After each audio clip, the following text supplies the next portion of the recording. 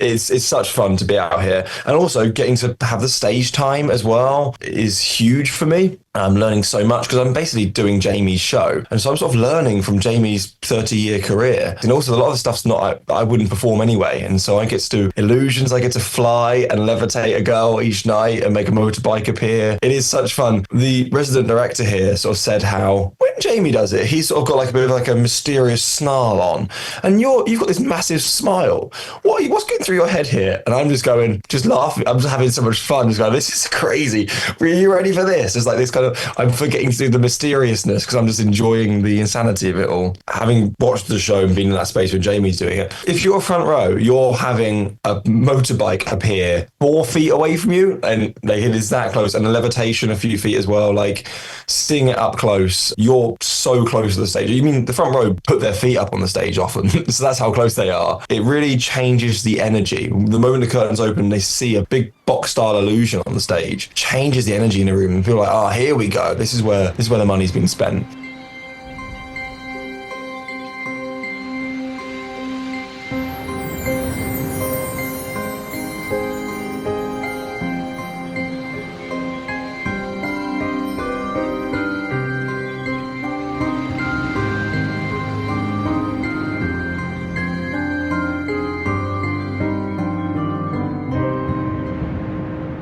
Hello and welcome to another episode of Desert Island Tricks. I seem to be saying this a lot at the moment, but I think that just shows the caliber of guests that we're having on the podcast. Today's guest we have been trying to get on for a while.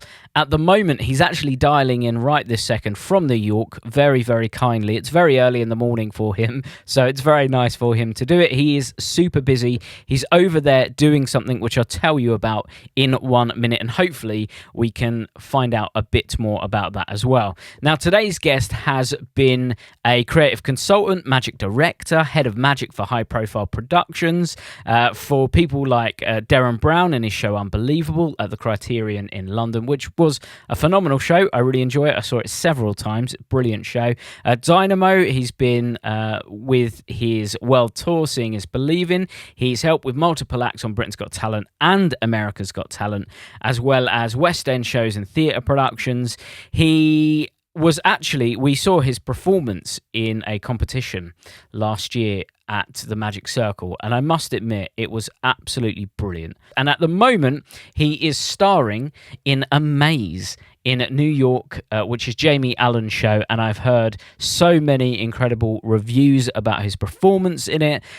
He's also one of the key players in the Young Magicians Club at the Magic Circle. Him and Edward Hilsum, who we've had on here, please do go check out Edward's episode because it was phenomenal. They have really turned the Young Magicians Club into something that the entire society should be incredibly proud of. So I'm very excited to find out what he has to say. Today's guest is the wonderful Harry DeCruz. Hello, Harry. Hello, that was very lovely of you. I get awkward when I get compliments, but turns out I also get awkward when it's just saying what I've done. But you said it in a very lovely way, and you pointed out so many things that I think mean a lot to me, like the YMC having a very accepting culture, and like whenever I watch how the kids support each other, I sort of always think that's what the circle needs to be, and that's what all adults need to be as well, because they're so lovely. That's why we need you just controlling the adults in the Magic Circle as well. But you are actually in New York at the moment, and you are performing in A Maze. It would be remiss of me not to talk to you very quickly about that. How is it? Because I've heard some incredible things. I've heard lots of people, and actually seen lots of people post, saying that they've come to New York to see you in the show. So what's it been like over there? What's the culture like over there with magic? It's been great. It's been an absolute dream because you don't get to do stage much in the UK, and so suddenly having opportunity to be on stage most days here is so rewarding, and the audiences are lovely. They are so responsive. They're up for magic, and they are just so exciting, and it's such fun to be out here, and also getting to have the stage time as well is huge for me. I'm learning so much because I'm basically doing Jamie's show. As I'm not saying I'm Jamie Allen, but I'm doing his show and his material, and so I'm sort of learning from Jamie's 30-year career and all the tips and tricks and that kind of stuff. So it's a bit of a shortcut into these effects, and also a lot of the stuff's not I wouldn't perform anyway, and so I get to do illusions. I get to fly and levitate a girl each night and make a motorbike appear, and it is such fun. The resident director here sort of said how they said to me and Jamie, when Jamie does it, he's sort of got like a bit of like a mysterious snarl on, and you've got this massive smile. What's going through your head here? And I'm just going, oh, I'm just laughing. I'm just having so much fun. Just going, this is crazy. Were you ready for this? It's like this kind of, I'm forgetting to do the mysteriousness because I'm just enjoying the insanity of it all. So yeah, it's such fun out here, and hopefully it continues for a long time. Well, I hope so too. I did actually hear another interview on another podcast. I think it may be Magician's Advice podcast. And they were saying that the venue that you're in is quite intimate. But the fact that you're doing these incredible illusions like levitations and motorbike appearances, the fact that it's in that intimate experience almost actually makes it more incredible. And it just feels even more impossible that those things are happening. Yeah, it is.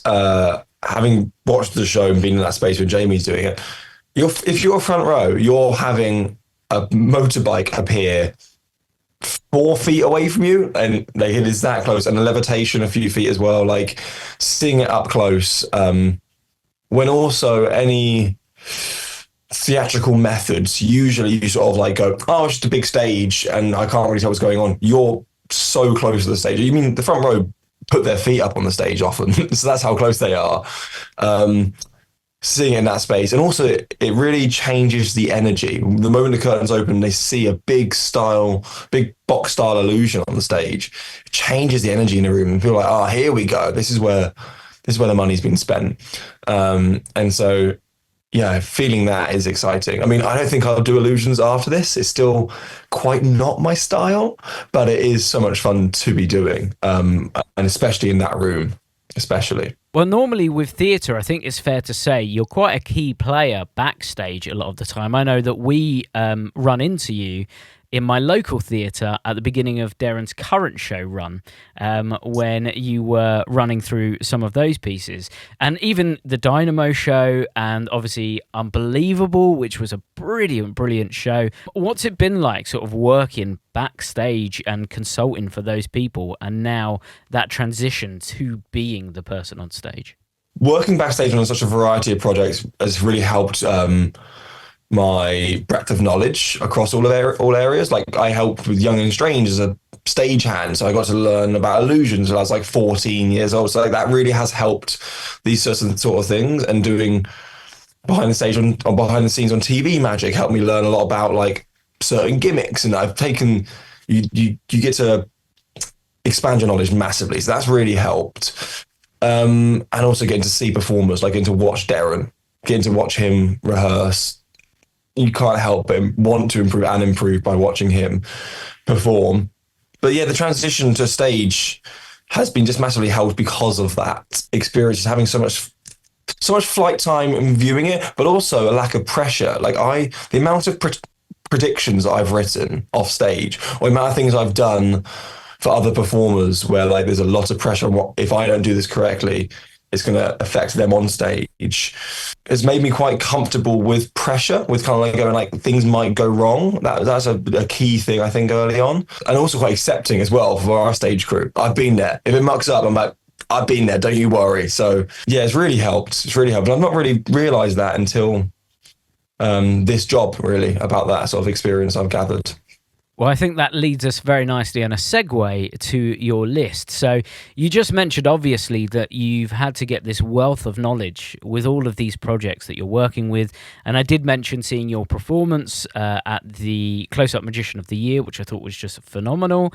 And obviously, you are a fantastic close-up performer. So in terms of putting a list together, did you find that because of the new experiences and the new tricks that you've had to sort of delve into, have you found that list might have changed and altered, or are these like your ride and dies? These are the things that you're always going to keep with you? Yeah, I've put a bunch of stuff that is close to me as a performer, but then also stuff that I feel fond of in terms of just my journey, my story. Like either I'm proud of or like means a lot to me just as a trick.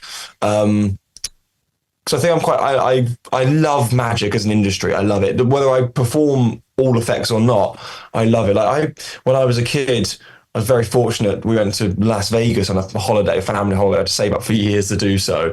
And my mum took me to see Lance Burton, and he did the Vanishing Birdcage effect with me. And when I was like 20 and I finally had some disposable income, I bought a Vanishing Birdcage just so I could never perform it, but have that as a prop. So I'm quite sentimental in that way. And so a few of these tricks I've chosen on the list are just, they mean a lot to me in terms of my story in magic rather than me performing them. It's not my working set as such. Have you put them in a particular list? So have you gone from maybe like things that were the oldest to the newest? How have you structured your list? First trick that sort of, well, you'll see, first proper trick, then it goes into as a favourite to perform for like a theory reason.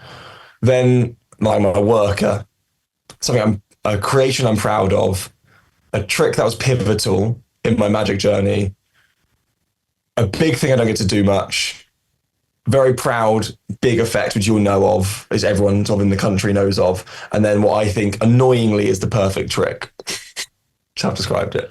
Wow. I think one thing that you just mentioned there is really interesting, and I don't believe we've had it on any episode before, which was the idea of choosing an effect for the theory side of it.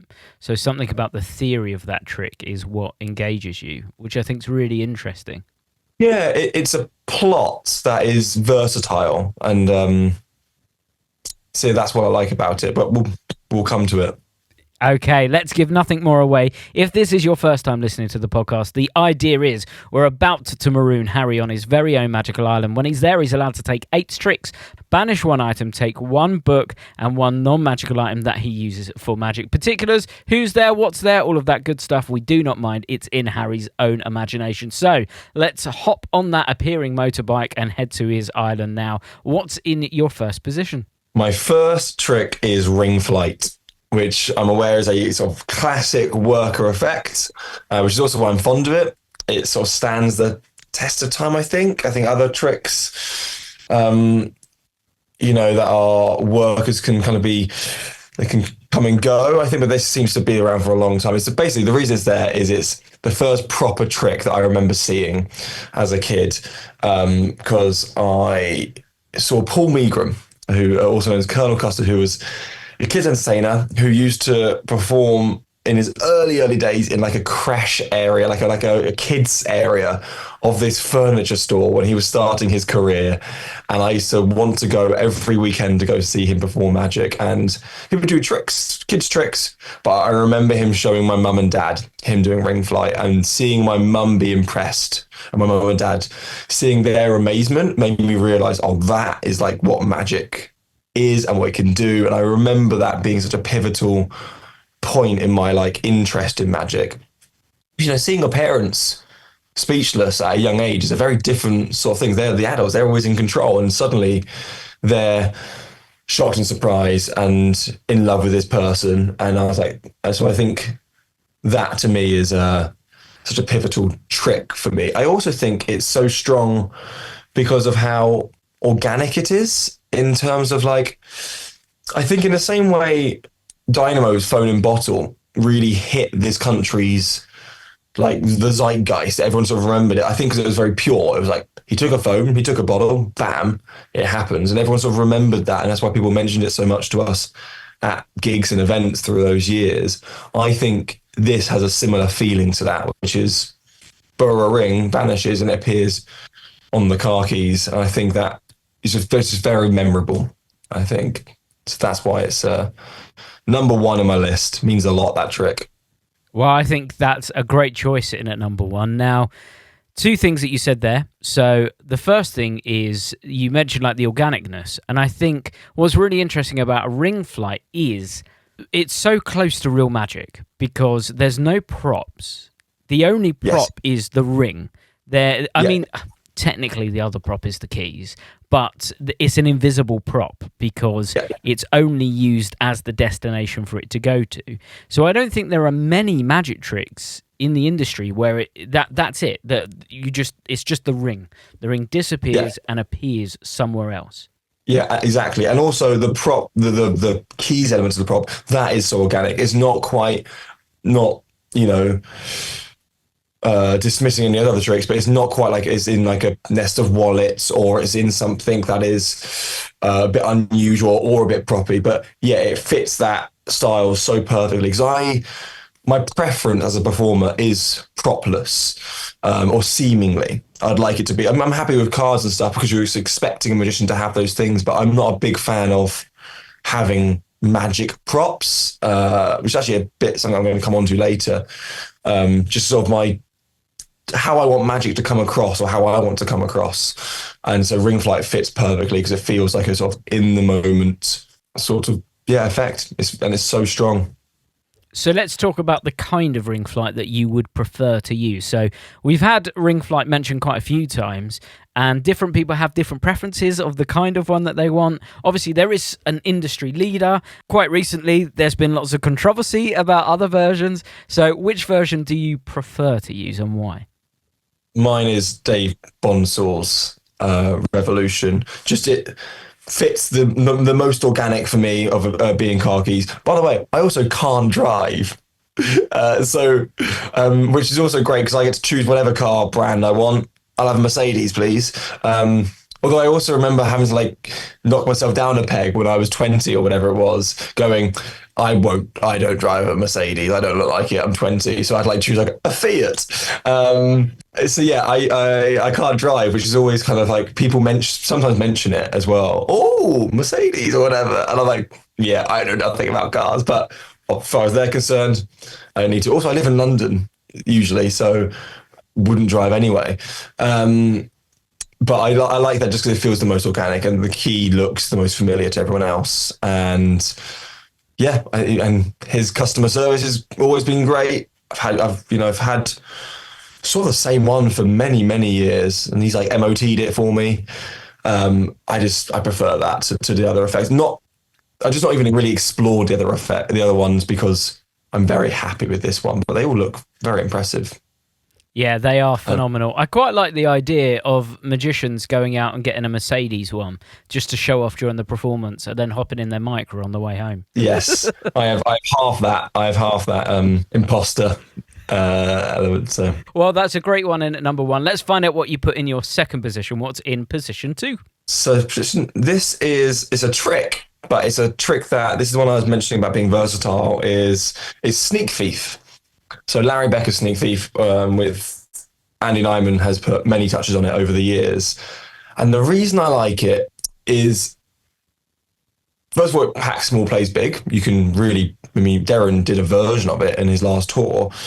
4 bits of card, 4 pens, lovely. But for me, it's the fact that it's a plot or it's a method that you can do anything you want with. I've got 5 or 6 different presentations with it that I just love coming up with those premises. So, I do a thing where they draw their tattoos and I'm guessing what their tattoos are. This is drawings, but also done a routine where they write down their perfumes and I go down smelling them and I work out, this is yours. And I work out that. And so as a premise, you can do so much with it. X-ray vision, I can look through, you write something down that's on you. It could be a tattoo, a birthmark, or even something in your pocket. And I've got X-ray vision and I can look at you and work out, oh, this is yours. And there's loads of jokes within that. And then the final one is I scan the whole person and work out exactly what they would have wrote about them. There's all these sort of premises about it. And I love that. It feels very stripped back as a plot as well, because it is just 4 bits of card. It hits so hard, and there's so many jokes with it. It packs ball, plays big in terms of time as well. You can get a lot of time out of it. There are some tricks out there, I'm a huge fan of Blake Voigt and his creations, and he has an amazing trick with duct tape over his mouth, and there's a card, any named card, and it's perfect for my style. But there's something about it that the reason I haven't bought it yet is because I can't work out how to make it mine because it's so perfect. It's perfectly rounded. There's not much I can add to it without just doing his routine. So I love Sneak Thief for the reason that there is so much you can do about it, and that to me is my number two. Big fan of that trick. Well, I think it's a phenomenal trick, and there's so many wonderful versions out there. I know, obviously, Larry Becker's version. We've also got Mark Spellman has a version. In one of my favourites, actually, is in Nyman's recent lecture notes, which uses a mobile phone, which is a brilliant start to a show. And you referenced Derren's last year, in his last tour, sorry. And I thought that was particularly wonderful because he managed to expand on the principle in a way that I hadn't seen anyone do before. So my question is, and I just have to say as well, your version, the idea of the tattoos, love that. The amount of times at a gig, someone will say, "Can you tell me what tattoo I have?" It happens so often. Well, thank you. Yeah, there's so much that can be done with it, which is so fun. Like, it's also depending on the dynamic of the group. Like, if you get a bit of a rowdy kind of corporate, you can do celebs that are like, who would play you in a movie and that kind of stuff. Just general, just like questions that aren't just like write down a word.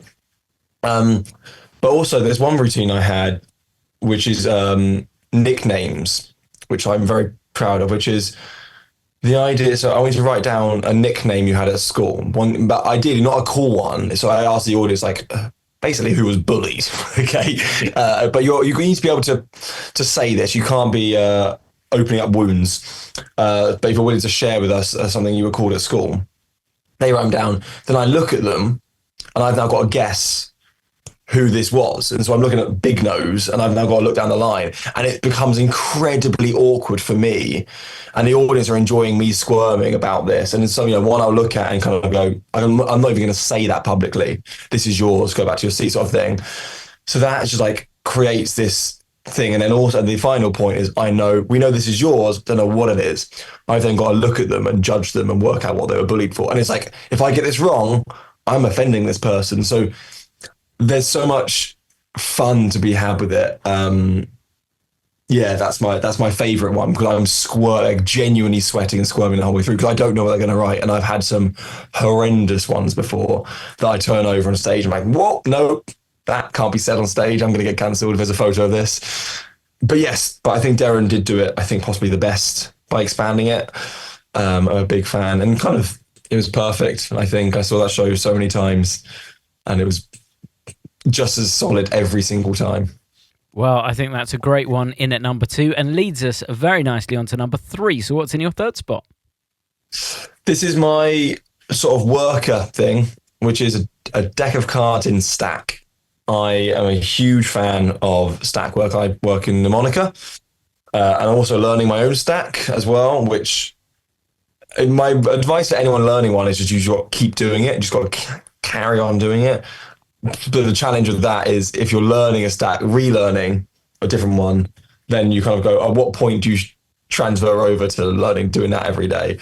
But I love it because of the versatility on the fact I can just go in any direction. Like I'm in full control the whole time. So if a card is lost, or if a spectator's a bit annoying, or if they want to do either shuffle the cards or put the card back in or whatever, any of these kind of things, I'm aware of what the card is from the start, but also what else I can do and where I can go with it.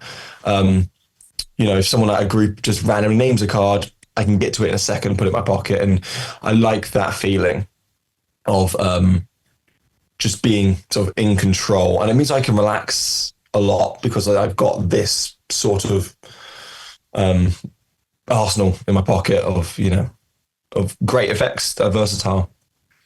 So, I did warn you that this was going to happen, Harry DeCruz, and it's about to happen. Devil's Advocate has popped up. He's here to say hello.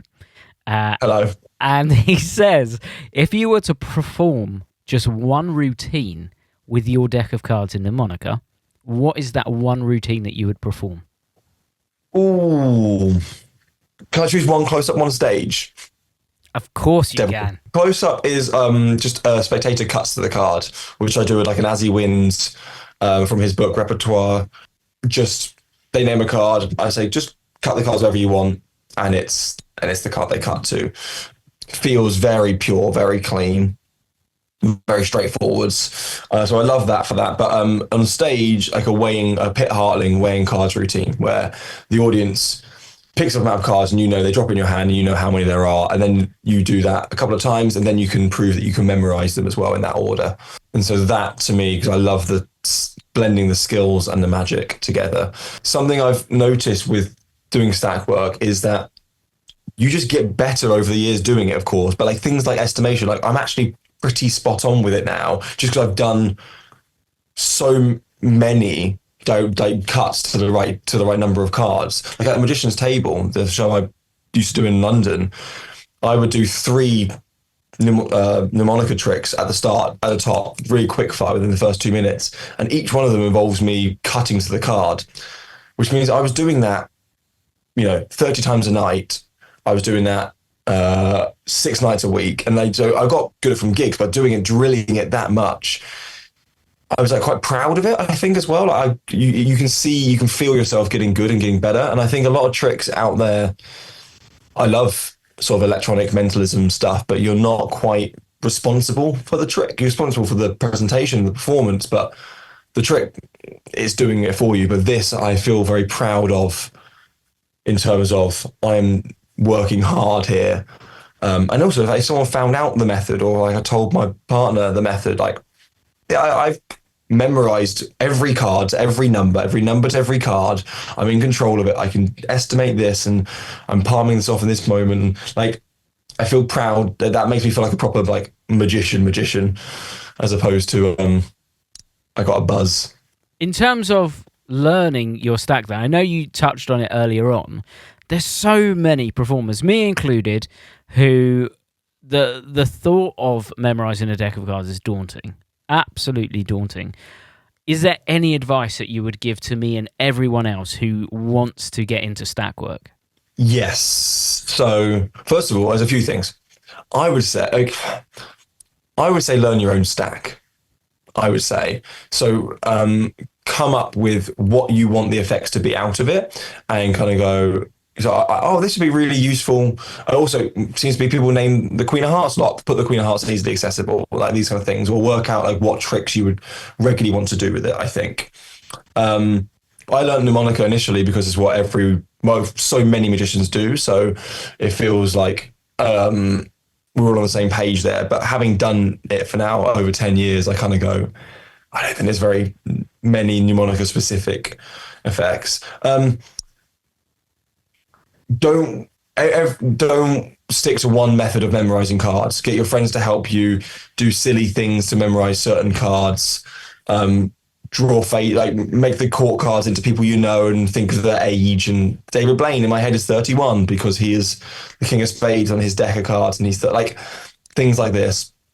So don't just stick to one method. And get your friends to challenge you, because that really helps.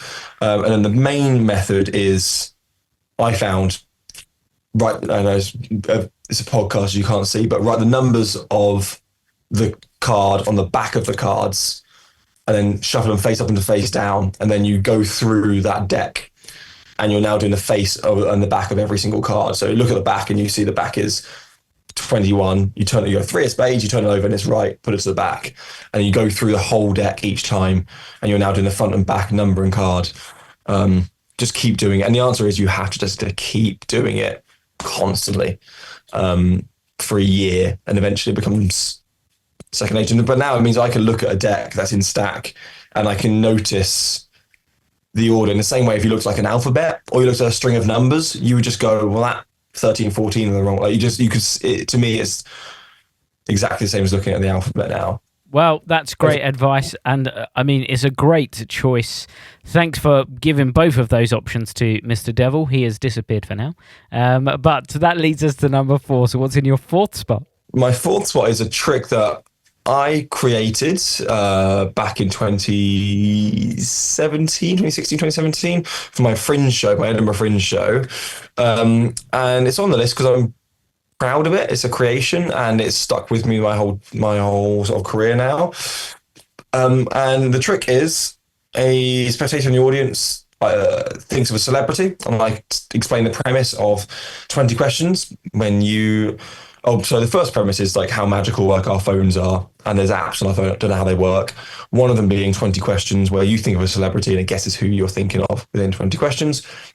I'm trying to learn that, become the human 20 questions machine. So I ask someone to think of a celebrity, and I then play openly 20 questions and ask them questions about their person until I get close to what I think it might be. And then I've got a flip chart on stage, and I take a glue stick and I sort of draw on the board on the flip chart with the glue stick. You can't see what I'm drawing because it's clear glue. I then sprinkle it with cocoa powder, tip it up, and it reveals a painting of that celebrity. And I'm very proud of it because I think presentationally it fits. It's also very different from other effects. It has a nice little silent moment when I'm painting, so that's quite theatrical. The audience are playing along with it in the moment, and there's some good jokes within it. It's just something that's stuck around with me my career now, and I think that having that sort of trick that is very different and unique is what's got me a few different spots in different sort of shows and performances and lineups. So yeah, that is a trick I'm very proud of. It had to be on the list. How do you even go about creating a routine like that? The initial starting point was actually 20th century Phantom. The cutout, and I had this idea of do it on a flip chart size, and the idea was I paint on the flip chart loads of splotches of colour, like a big yellow at the top and pink there, red there, and black there and stuff, and it just looks like a mess. Then I take another piece of paper and I cut, unfold it, and hold it over the colours, and now the colours fill in the gaps. Because usually 20th century, you hold it over, your black jacket or something to show the silhouette. But my idea was to hold it over the colours, and you see the yellow of Marilyn Monroe's hair and the red of her lipstick or something. So I had a big stencil made to be able to do that trick, so I can cut out flip chart size paper.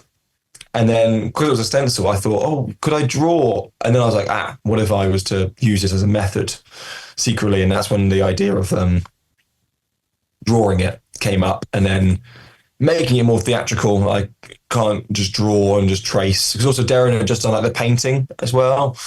So it sort of went, how do I make this unexpected as a drawing? Because Derren done upside down. So it was sort of like, what if this was somehow invisible? Which, and then chocolate powder seemed like a sort of sweet addition to it. Very sort of cutesy. I was young when I came up with it, and just stuck around. Very proud of it. Do you have any clips of you performing this? Is there anywhere that people can go and see it? I don't know if I do have clips of me, but I don't know if it's on. You can see images on my Instagram of it, definitely. Sort of a reveal moment of tipping up. One of the reasons it's not out there too much is because, without talking about method, I have a preferred celebrity that I like, that I hope comes up often, let's say. And so that's why the full effect isn't online. And also that it can be, I can make it where it can be many other people, but having done it so much of this celebrity, the jokes that are in the 20 questions that keep it flowing are like really well structured. And also it's also very difficult to find celebrities that have good silhouettes in their image, that have the right number of questions, because you can get to Michael Jackson within like 5 questions if you ask the right things. But also not all kids know who David Bowie is these days. And also, and also interesting silhouettes. Like Leonardo DiCaprio looks like just a normal person in a silhouette. There's nothing about him. And so there is a little bit of magic method and license in trying to ensure it is a good trick in terms of reveal at the end. Those are like the intricate points that you don't think about with a trick like that. Like something as fundamental as just a silhouette of someone. Those are the things that you just don't think. That has to be a really recognizable thing. Yeah, if you tip it up and you go, ladies and gentlemen, Leonardo DiCaprio, and they go, Okay, sure. I guess it is. He's got eyes. So that's a big part of it. Yeah, those little details. And I love the fact I'm still learning. I'm still discovering that trick and tweaking it and perfecting it, and yeah, working out how long I can be silent painting for. That is makes it theatrical, but also not boring because they are watching me essentially draw nothing. And so you just you talk amongst yourselves. That's why I had to make the list. Well, it's a great choice in at number 4. Let's move on to number 5. What's in your 5th spot? This is Nicholas Einhorn's Spooked, which is a haunted deck effect that happens at a distance. The card's on the floor, and I think haunted decks are great, very very magical. Again, different feeling from other effects because somehow you're moving the inanimate, and it's very memorable. And it's so memorable for me. I remember seeing this at the YMC Junior Day when I was in 2004. And Nick Einhorn did this. He was the lecturer, which also meant that when Edward and I took over YMC, our first year, we wanted him back for this reason. He borrowed my deck of cards. I remember, I can tell you exactly where I was in the Magic Circle Divan room. I was 10 years old. He borrowed my deck of cards and performed this effect. And I saw the shadow from the lights move the cards, shoot the cards, and the card popped out. And it was the first time that I saw a magician do an effect not with his props. Or not with any of his belongings. So sure, I'd seen Ring Flight, but it's still his key. I knew something was going on there. I'd seen it enough times where I knew something about that was with the magician's props. And, all the other effects are my cards, my things, and everything else. Whereas this was, he had nothing. He had nothing. He borrowed my cards and performed this miracle. And that really hit hard for me of what magic could be. And that's why I'm so fond of it as a trick. I think it's so strong. I love it. Simple as that. Yeah, it's such a wonderful, wonderful routine. Now, how do you perform it? Are you doing it with the shadow? Are you doing it spookily? Are you doing it whimsically? I don't perform it. I just love it as a trick. I love it. I have done a haunted deck with loops before, but I don't. I guess maybe I'm a bit nervous of it in terms of the actual methods. But part of me just quite. I would be up for performing it one day. I just never. I think I've never really explored this. I think I quite like my relationship with that trick being a fan. I think same with Guy Hollingworth's Reformation. I'm never going to perform that. So I actually don't fully want to know all the ins and outs of how it's done. I want to just admire it and love it. Yes, I don't perform Spooked. I'm not against performing it. I would in a heartbeat.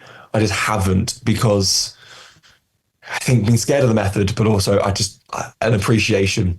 It's the moment you asked that, I was like, yeah, why don't I? I'm so fond of it, but I've never performed it. Yeah. I'm not sure. I've got friends of mine who perform it and I see it kill. I don't. And I think I like that. You know what? I think that's fine. I really do. I think there's something really sweet in just having that trick. And I mean, I think it's probably the story that you spoke about, how you were young and you saw this amazing piece of magic. And I'm sure there are untold amount of performers who remember that trick, and that first trick, or one of those first tricks, probably really sticks with people as well. But I think it's probably that relationship with that trick with you as well, the fact that maybe it's nice to retain that magic to an extent. Yeah, I think so. I think I've just got such when I think of that trick, I don't think about how would I perform it or what would I do with it. I just think about that memory, that feeling, and so that's why I've just never even explored the idea of it. But Nick, I still work with Nick at multi-man gigs most years, and I see him perform it, and it's just phenomenal. And he does it so well. And yeah, but then I think the shadow for me, I think feels like the perfect version of it. Seeing, whether you or the spectator's shadow move it, it's incredible. And the distance as well. The fact that it's not moving in sync with your hands. It's not sort of a loops version of as you move, they move. It doesn't feel like that because of the distance and part of the method. So it's very falling, very, very falling. Also, I think Matthew Lamotte one year showed me many years ago, he had a version which cleaned itself up at the end, which was like so falling. So everything happens and he just pick up the card and they could pick up the cards. I remember seeing that. It was like really clever. Hey guys, Harry here from Alakazam Magic. I hope you're enjoying the podcast. I'm just here to interrupt and tell you a little bit about the Alakazam Magic Convention. It has taken us 35 years to get to this date. However, May the 9th, 2026 will be the very first Alakazam Magic Convention. Now, I know you guys are super excited, maybe just as excited as we are. First of all, the venue is a 37-minute direct train from central London. The venue is then literally a 10-minute walk from the train station. There's hotels within a stone's throw, there's restaurants nearby, and there's incredible food and drink on site. That's all without even getting into the magic side of things. We are going to have 4 incredible lecturers performing throughout the day, including one person who's going to be flying over to do their very first UK lecture. We are buzzing to announce who those 4 are. Not only that, there'll be dealers on site and a place for you guys to jam and session and meet new friends. Where are the lectures going to be held? This is my personal favourite bit about the Alakazam convention. They're going to be happening in one of the cinema screens. That means fully tiered seating, comfy seats, a drinks holder, and there will be a close-up camera on the jumbo cinema screen that will be giving you close-ups of all the little nuances that you're going to need to see when the lecturers are performing. There will of course be a full gala show to end the evening off. You guys are not going to want to miss it. The great thing is as well, on the Sunday, the day after, Alakazam Magic Shop, which is a 2-minute drive, will be open. So if you're heading down to the convention, why not stay overnight and come and visit our magic shop? Remember, May the 9th, 2026. Tickets on sale now at alakazam.co.uk. See you guys soon. I think that's a great choice, and I think it's really nice that that's not going to be one that you perform on your island. Maybe we need to give you a guest to perform for you. Maybe we'll give you Nick. He can come to the island with you. Yeah, I'd be very nervous performing in front of him, but he can teach me all the ins and outs. And also, I'm sure he's got countless stories of it going wrong, because that is a trick that can go wrong. And I think it's a very brave trick to perform as well, I think, for that reason. He must have countless stories, and I love bad gig stories. Maybe that should be one thing that we add to the podcast in future iterations.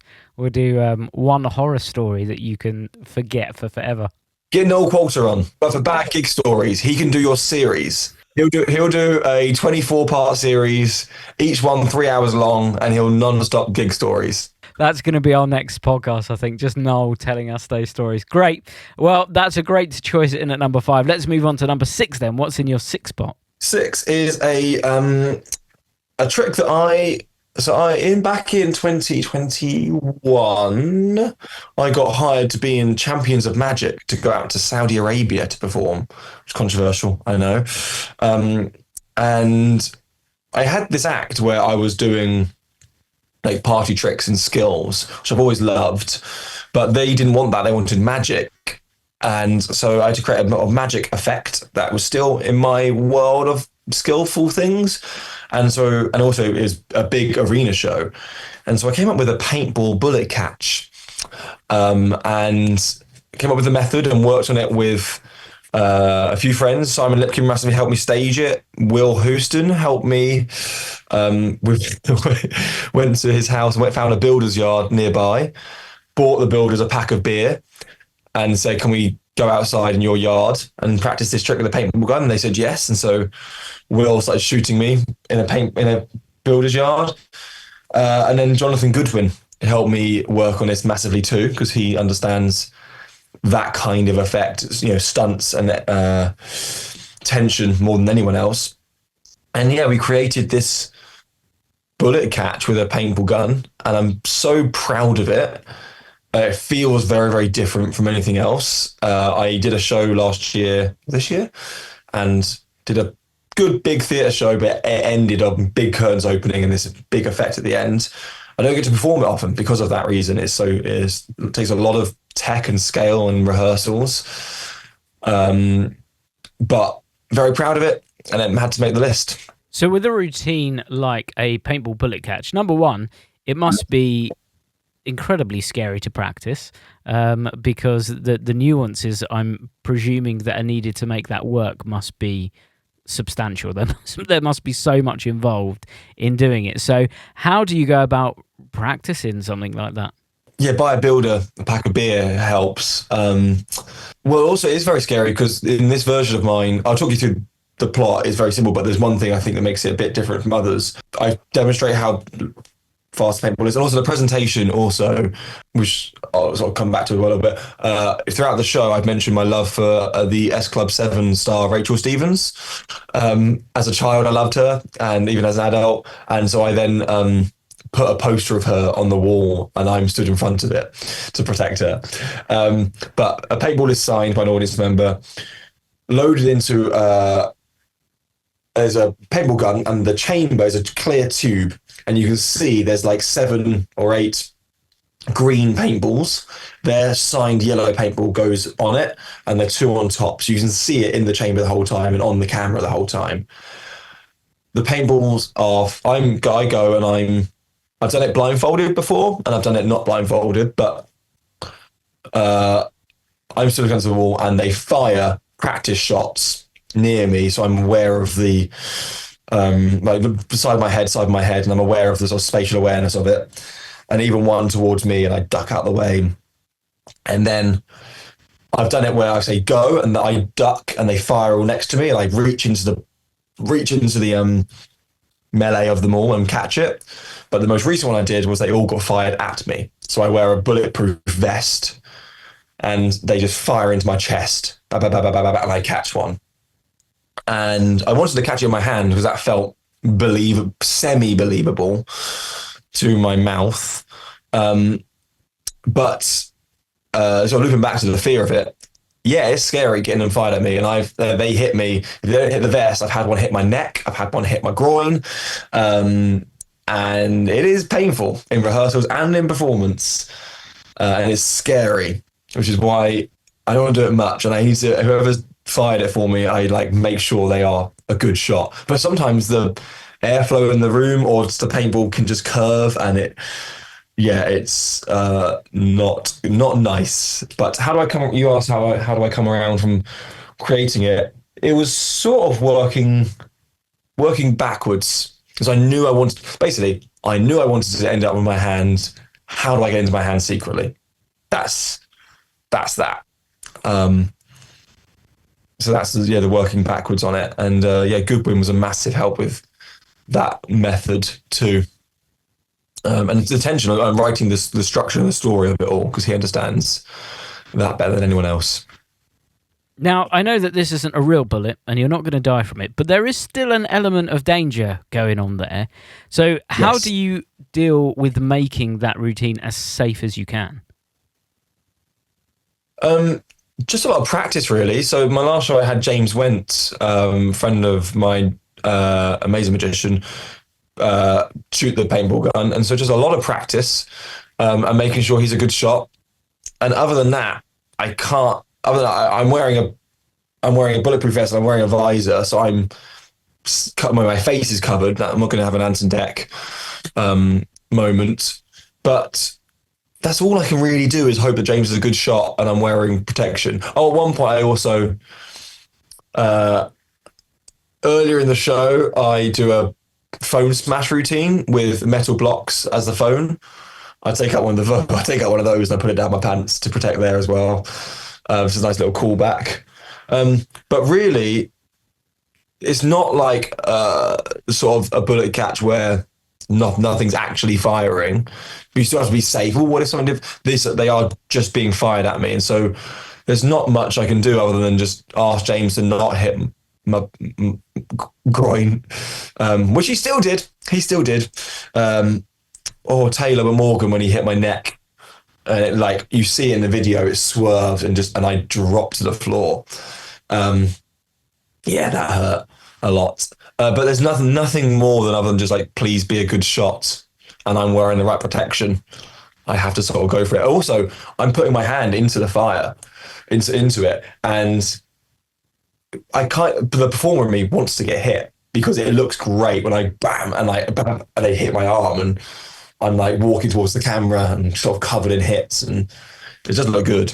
So it's one of those things where it is painful, but you get over it. You sort of get over it. I usually, whenever I do the show, in rehearsals, ask the person to hit me once, and we video it for a video to be like, oh, it does hurt, and like have a video of me getting hit and maybe showing a bruise.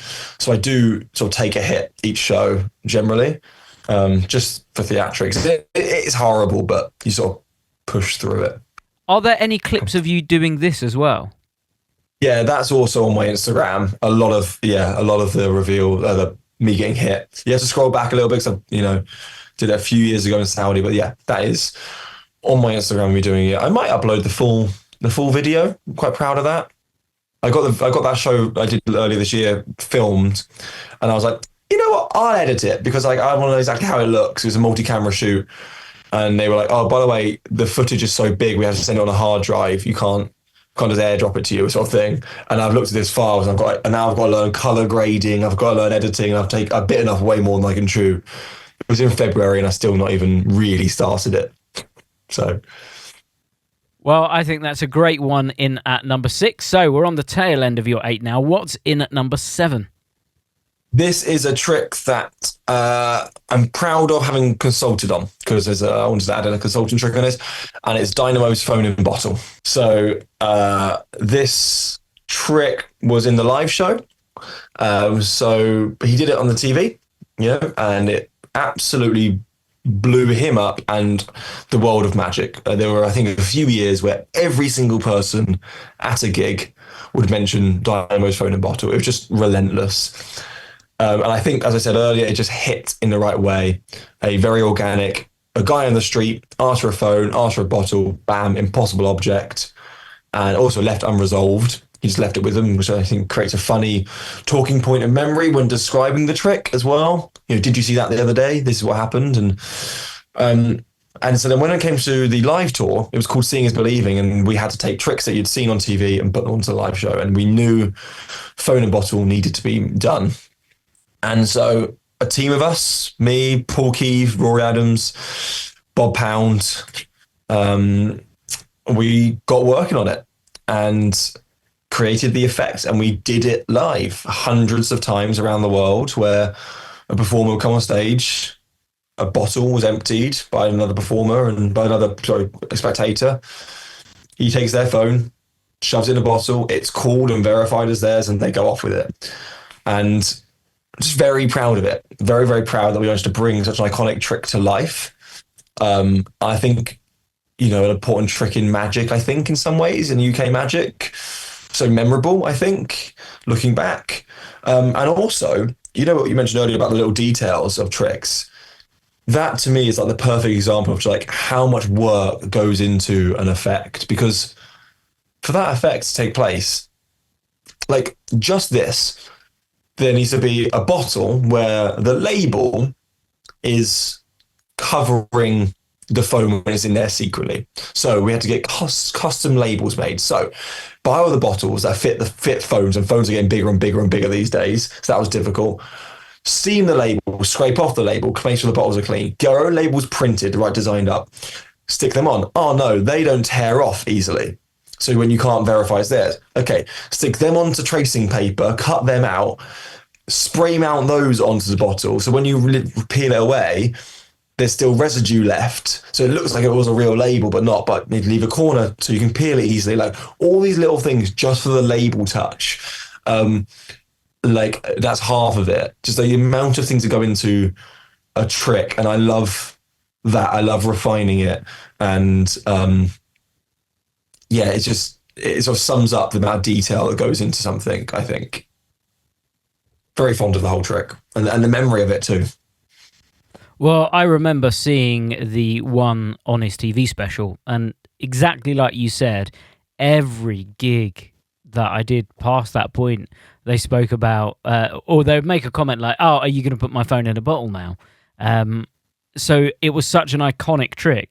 And one would presume, not knowing method and not really minding about method or wanting to know the methods to them, I'm presuming that the method used on the TV show was probably more accessible than being able to do it in a live show, hence why you had to find a new method for it in the live show. But even in terms of what you guys must be doing backstage to allow that to happen. I certainly remember seeing Derren's show and seeing the lovely moment where the finger ring is placed on the stem of the glass. And not only was it a beautiful moment, but it was when the glass was handed to the audience member to take away. At that moment, the magician in your head is going, my God, what has just been done to achieve that backstage? How many people are, making sure that everything's in the right place at the right moment to accomplish that moment? And it must be the same. You backstage, I know you mentioned earlier on you do a lot of backstage stuff. The amount of work that you must be doing to allow that moment to happen as well. Yeah, it was a real intense operation. Also, the speed it has to happen at live, because as you said, like TV has the fortunate ability to be able to jump around in time, right? Like if something takes a long time, you talk, you cut that out on TV and it's very quick. So we needed to match that feeling. And so it all happened within a very quick amount of time. And it was me doing the stuff.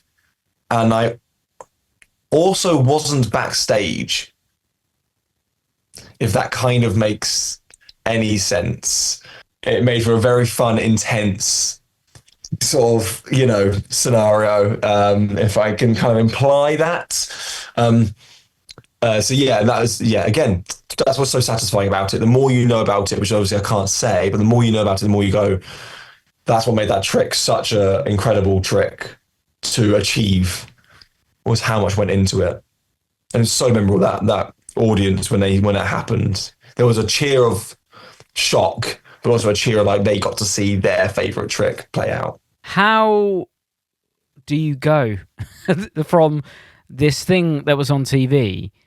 How do you start creating that in the real world? That do you know what that, to me it feels like you've gone, let's watch, I don't know, How to Train Your Dragon, and there's a dragon. Well, we need to do that in a theatre now. It just feels like you've taken something that's absolutely near on impossible and made it a reality in a theatre setting.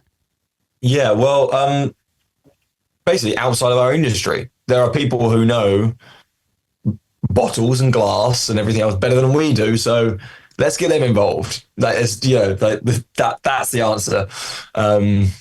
Basically get someone who's more experienced to learn to work it out for us, essentially. The main part of the method, I guess we're talking about there. And everything else, backtracking it on what needs to happen. And we know we need to call it. We know how do we get the phone off or on. And but making it play in the room was very difficult because, we didn't want any sort of, also the arena stage was so big. Bringing on stage crew and stuff was so noticeable.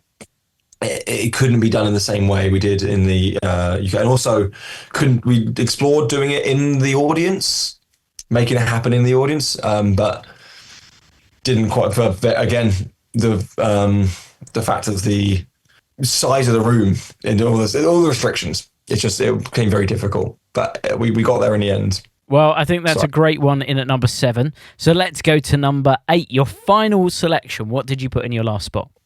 I have put in Toxic Plus, Ian Pigeon's Eye Thump. And the reason it's there is because I say annoyingly, I think it's a perfect trick. And I say annoyingly because I kind of wish from a magic point of view that there might be a better one out there in some ways, but I perform it every night in a maze, and I performed it in close-up, and if I do a corporate, it's there, and it's so hard to follow, although we do follow it in a maze. It is a show-stopping moment. You can start a religion on it. It is incredible when it happens. And I think it's the perfect trick because it's different from anything else, any feeling thing in the show. It's modern. It uses a phone. Doesn't feel like, it doesn't use cards and like a magic prop. They're all doing it at the same time, so they all get the reaction. It has a kicker to it. It's unexpected. They all see it. They all share it. And it works with one person as well as it does with 3,000 people. And it is an incredible effect. And I'm a huge fan of it. I say annoyingly, I think, because also everyone does it. And one of those things, and it's hard to get rid of in your set when you're like, well, how can I replace this? Nothing else gets this reaction.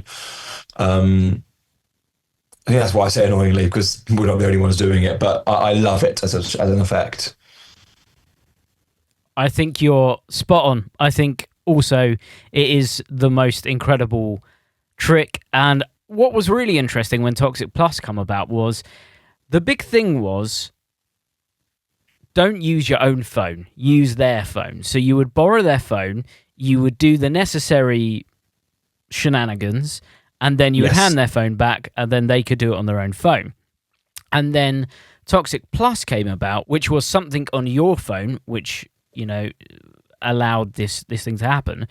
But there's sort of a counterintuitive thinking there because they are still using their phones, but they're doing it en masse. As in, this isn't just one person, this is an entire theatre of people. Now think about that. Other than like Woody Harrigan's Love Ritual, there are so few tricks where an entire stadium, as you were just saying, like you could get an entire stadium doing this trick. It's phenomenal.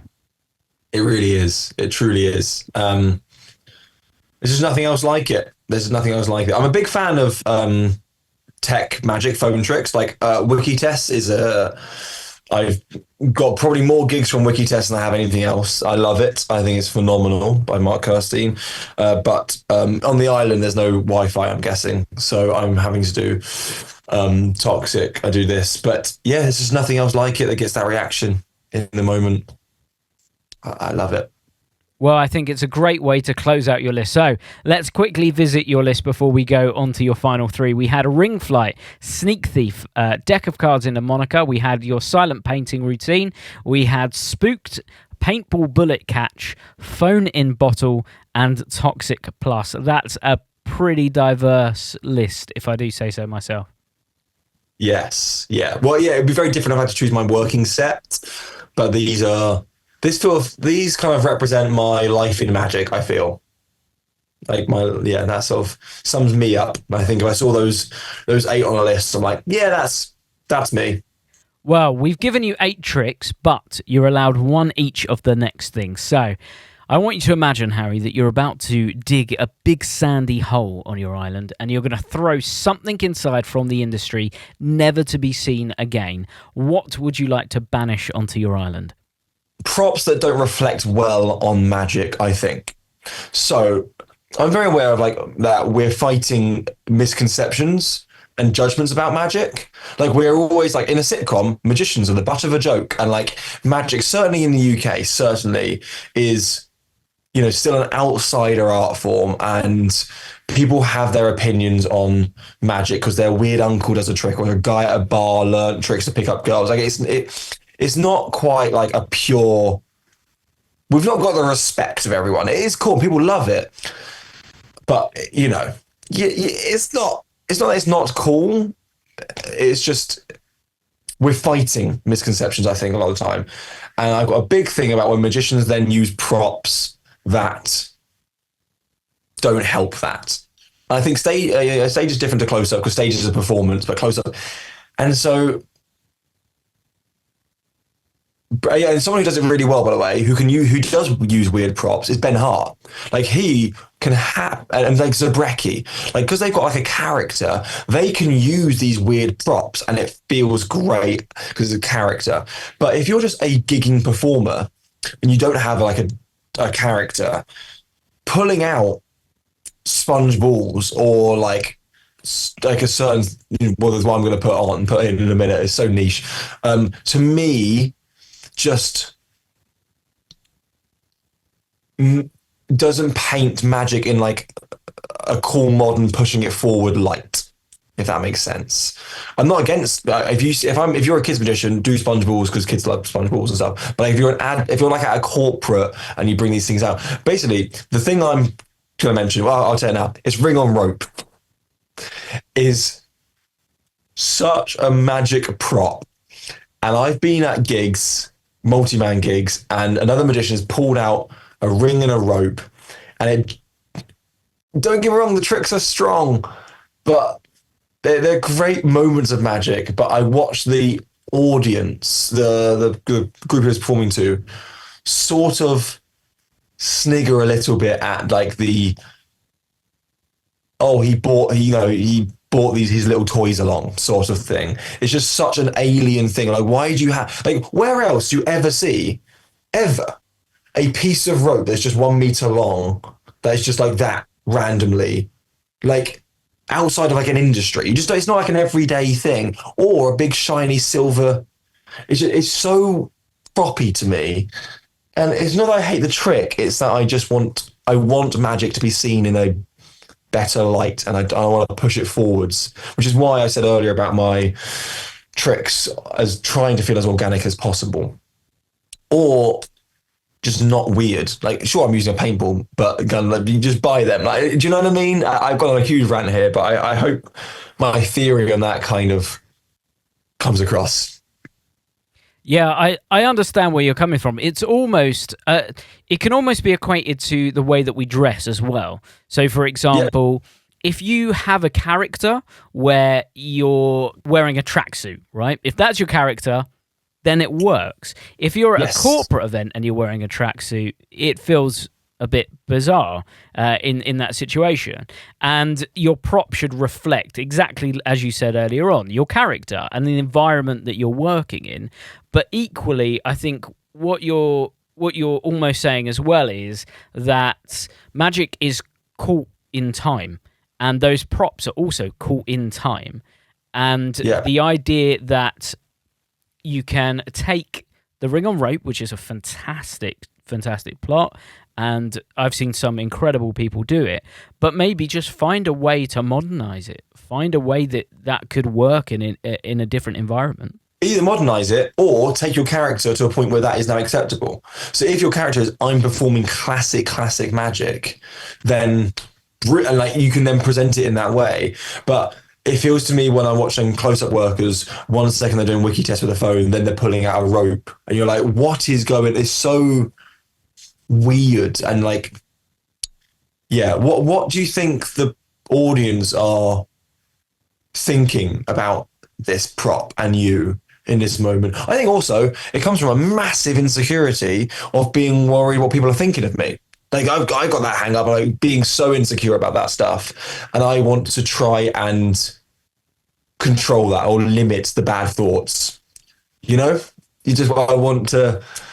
I think because I went through so much of that at school, I think I was the weird kid who had all these weird props. And when I was 16, I was doing gigs and I was turning up to parties wearing a 3-piece suit, and everyone else was just in t-shirt. And I felt like, so now I'm so hyper aware of like what I wear at a gig, because how that makes me come across. And I'd rather seem underdressed and overdressed maybe in certain events, because let the magic do the talking. And I just got a lot of sort of insecurities about what people think. And I think the props we use should be factored in. Do you think that context would help? So if that corporate magician had that ring and rope, but they added a context wherein they're talking about maybe their childhood, and they had this piece of rope that was, part of a rope swing in the garden, and they kept it from that house when they moved away. Do you think that someone could get away by changing the context? Certainly. I think stage allows for that more than close-up. But the question I sort of ask is that the right time to be telling that kind of story in a drinks reception? Is it still weird? Because then the story is, you go, yeah, I was having a wedding, and then a guy came over and he started telling us a story about his childhood and a rope. The story on stage would be a beautiful presentation of it, but also just like that's not the right time to be delivering that kind of story or trick, I don't think. Not saying close-up can't have story to it. It can absolutely, but I would just still question that. Because then the question is, a guy came over and he still pulled out a big ring and a rope and he told us it's from his childhood. Like, it's contextual. Yeah. Well, that is gone. So everyone on your island is being more mindful of the props they're using. That is all done for you. Now we got two more things. We have a book and an item. So let's go for your book. What did you put in your book position? I mean, anyone listening to this who knows me would be laughing right now because they know I'm not a big reader of magic, which is I wish I was. I've never been a big reader. I don't know if it's because I'm not. My sort of brain is all over the place and stuff. I even struggle with podcasts these days because my brain. Like, I'm listening to something, and I'll write something down and forget and Google that thing, and I'm not good. My attention span is bad, so reading is not good for me like that. So that's that. But I've got two things I mentioned. Well, one is a book that I tried to be better at, a magic book, which was Josh Jay's Talk About Tricks, which is a huge, so heavy. Don't buy it until you know you're in your house for life, because I've moved flat 3 times with this box set, and it's like 10 kilograms. It's insane. Can't put it on a shelf because it will collapse the shelf. It's insane. And someone told me early on, Josh very kindly gave it to me, and someone told me, or when Josh gave it to me, he goes, you should every day just read one trick, because it's got like 800 tricks in it, and that's how you sort it. I have breakfast, read one trick. So I think if I was better at reading, that's what I would do, because I started doing that and I just stopped because I don't have breakfast. But I think it would be that, possibly, or I think actually this is the answer, is Derren Brown's Notes from a Fellow Traveller, because I think I am halfway through, but I'll say this, I make notes through it. I was there and I scribble in it, highlight, post-it notes and stuff, because that's how I feel like I'm learning it more than if I just read it and I would forget a lot of it. So I'm like trying to study it. I think it's from everything I've read so far, it's a very important book, and unlike anything else in terms of theory, thinking, creating, writing, and performance, from someone who has done it better than anyone else. He's the best there ever has been.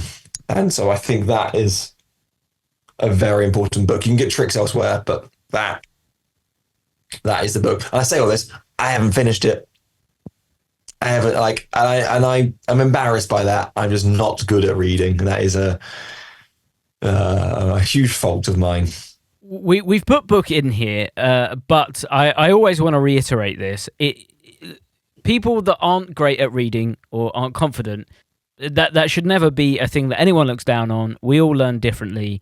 We may change it in the future to maybe favorite DVD or favorite download, or because of the way things are going on. But you will love getting to the end of this book. It's superb. Oh, thank you.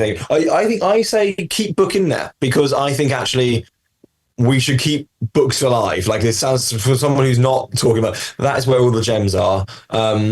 And I should be better, and I want to be better at that stuff. There is one thing I would recommend everyone else reading, if I could add that, which is the instructions to Wikitest, because the amount of customer support that Mark has to do, and it's all in the instructions.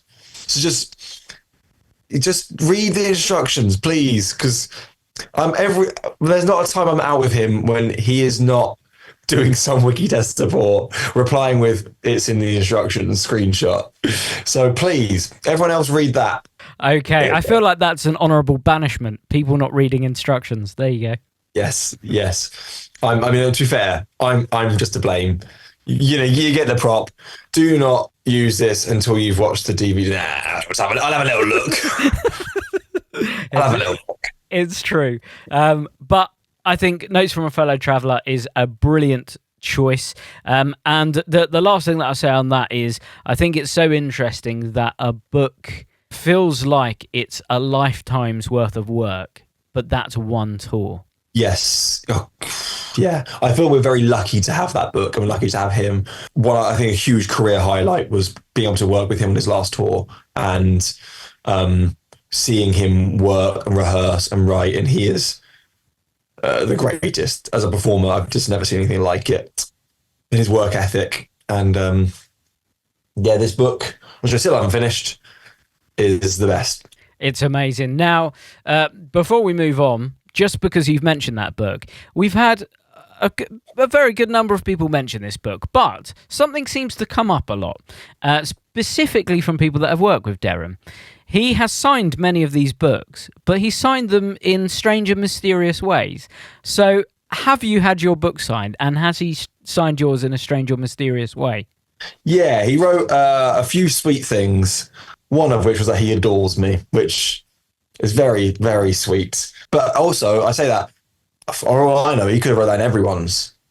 So that is very sweet. A lovely little... I've not looked at that since he signed it, which is really, really lovely. There's a few little messages, some about work, one about work and one about that. And, that's very, yes. But I know he has done comedy ones and stuff in the past, which is very good. Well, I think that's a great choice for your book, and you're going to love the ending of it. I think it's great. But it does lead us on to your very final item. So what was your non-magic item that you use for magic? It is my phone, but I know that seems very broad because otherwise I could just do wiki tests and toxic and stuff. But I am limiting myself. I'm allowed one app, and it's a WhatsApp, and it's a WhatsApp group. I'm my WhatsApp group chat with my group of closest friends, of which Mark's on there, and Neb and Pete Heat and Gareth and Martin Rowland and Dan Farron. And it's the best WhatsApp group you could ever imagine. Of course, everyone's WhatsApp groups are the best. But the reason and the reason it's for magic, because we push each other on there and improve each other massively. Not actually, you know what, not just in magic, but in life. Like, we're all very supportive and just like there for each other. So like, if someone's going through a bad time, it's a good group of friends. But, you know, especially COVID and things like that. Like, without COVID, without that group in COVID, I don't know what I would have done. But also when it comes to like an email comes in, we're confused about how to price, put on that group, whatever, or got an issue with a client. Like, it's a really useful group in terms of that. Of course, it's also got all the gossip. If that gets leaked, we are cancelled. Not from the industry, but yeesh. Not for bad, not like bad. Like, that makes us sound really bad. But I just like, it's just gossipy and very funny. It's a good group. But yeah, personal things it's helped me with, but also just in magic, we push each other and we grow and we put new ideas on there. And so that is what helps me with magic the most, I think. And so I think I get the most out of that, because so that is my also I need Mark for wiki test support because I haven't read the instructions either. So just every now and then I need to go, how do I do that? Yeah. I mean, it's not even just tricks, but like the other day, Pete got an inquiry and was like, oh, they saw me here, but I charge this much. How much should I charge to go to Vegas for this one? Like, just very useful sort of stuff. But then also, Pete put a video up of him going, I'm planning on posting this on social media. What do you think? And we went, how about this? How about that instead? What if you filmed it like this? And we just push each other and help each other. And like we've all grown for that reason. And I am better because of them, and personally as well. Like the growth we've all made and push each other, and also like a lot of the stuff I do, I feel fearful of what they're going to think, and that helps me be better. Right? You know, what if they heard me say this or do this, or that's an embarrassing Instagram caption? What if Neb saw that? And yeah. Well, I think that's a great choice. I think it's really important to have a group of people who are like-minded, who you can confide in. Certainly when you're a creative magician, having trust in people, I think it's really important to, know that if you have an idea, number one, they're not going to ridicule you for it, which, you know, sometimes can happen, and it stops you being creative, if we're entirely honest, other people's opinions of us. But I think it's so lovely that group there is always there for you to, you know, confide in and help you move along. Yeah, they've all got such good skill sets as well, like how funny they are as well, who can punch up jokes. But like people like Mark have got such a very logical brain, and he can really find what the missing link is on certain things. And it just, I could talk about them and their strengths for hours, but we've taken hours on this, so. Well, that's a great way to close out your list. Let's go over it one more time. We had Ring Flight, Sneak Thief, Deck of Cards in a Monaco. We had Silent Painting Routine. We had Spooked, Paintball Bullet Catch, Phone in Glass Bottle, Toxic Plush. Your banishment is being more mindful of the props you're using. Your book is Notes from a Fellow Traveller. And your item is a phone with your WhatsApp group chat on. What a great list. You can put Ring on Rose specifically as a banishment, because that can get in the bin. Okay, we'll put that on there specifically. By the way, I say ring, but I'm about the big ones. I'm not about a wedding ring on a shoelace. That feels a little bit more organic. I'm okay with that. Okay, we'll let that one in there. So I'll put on there big ring on rope going forward. But if people want to find out more about you, Harry, and the shows that you're in and all of that good stuff, where can they go to? Pretty much Instagram at Harry DeCruz. That's where I post stuff. Not often, but that's if I'm doing something, that's where I'm going to be posting about it. Yes, at the moment, in New York at New World Stages, which is an off-Broadway theatre. We're at stage 5. Come along. Got Christmas season coming up. But that is it for now, really. And then go and see Derren Brown when he goes back on tour in February, March with Only Human. That's back on tour doing another leg, which is very exciting. Go see it. Yeah, I think he starts back off at my local theatre again. He starts in February back in Bromley. It would be very interesting to hear your thoughts, because you saw the first opening week. And we're interested to see how much, a lot has changed. But I saw Andrew O'Connor the other day, and he said, he goes, we're now polishing, we're not fixing, which is nice. They fix and fix and fix for a little while. And he goes, now we're like, making it better. So yeah, so I'd love to hear your thoughts on that. We've got tickets to in March, I think, in Canterbury. So we're having an Alakazam outing when we're all going to go down and see it. There is a perfect link there. Do you remember when he did Big Bang? Yes. Do you remember that? He said Big Bang, Alakazam is what he said in his special. Remember that? His TV special, he does Big Bang the trick, and he literally says where to buy it from. And I love that. Yeah, what a great bit of promo. Big Bang, Alakazam. Yeah, he is. He's so great, and yeah, really, really looking forward to seeing the show again.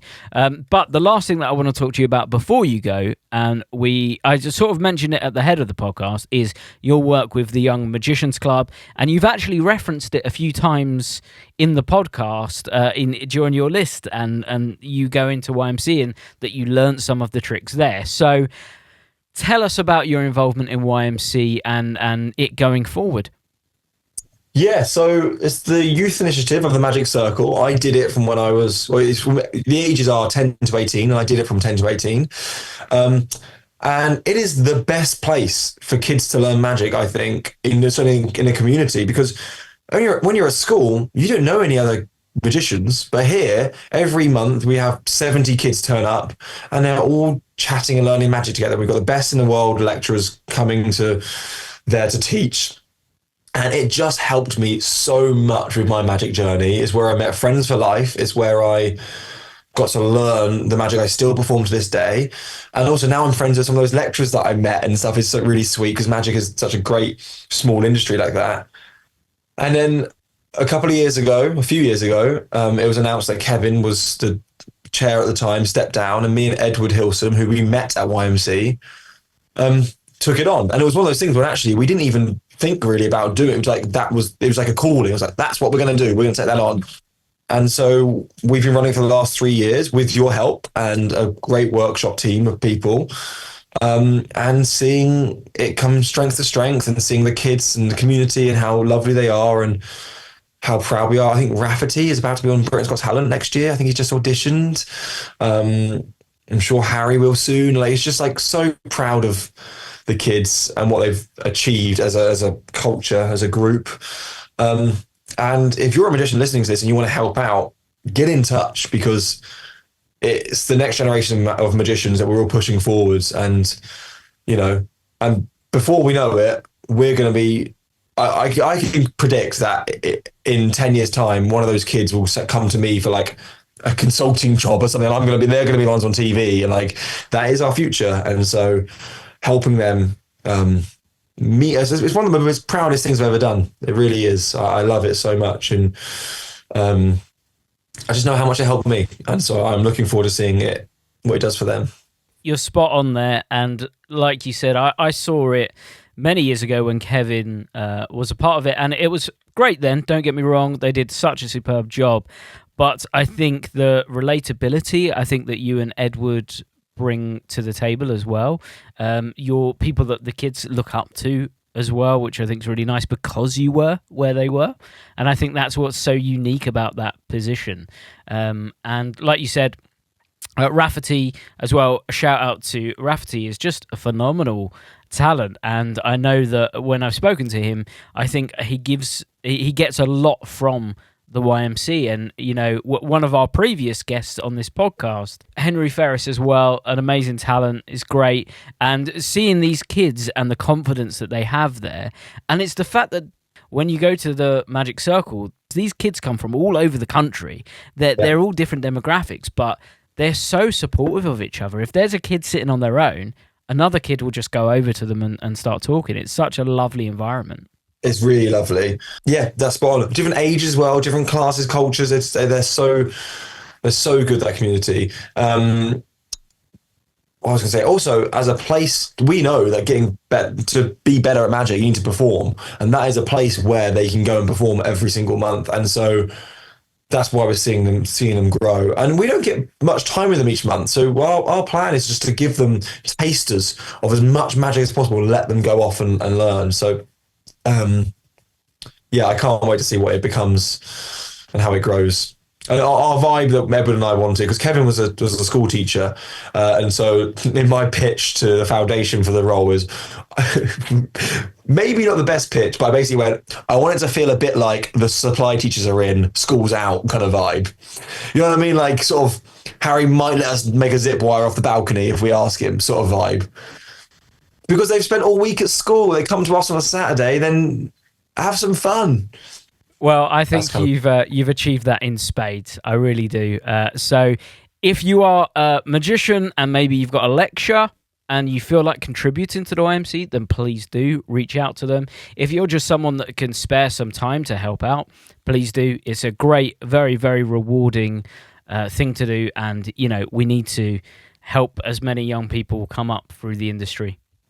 Also, if you've got any tricks at the bottom of your drawer that you do not use, I can tell you young magicians love tricks. But any of that, lectures as well, and all that kind of stuff. Or if you want to write something for the magazine for the kids, we have a magazine.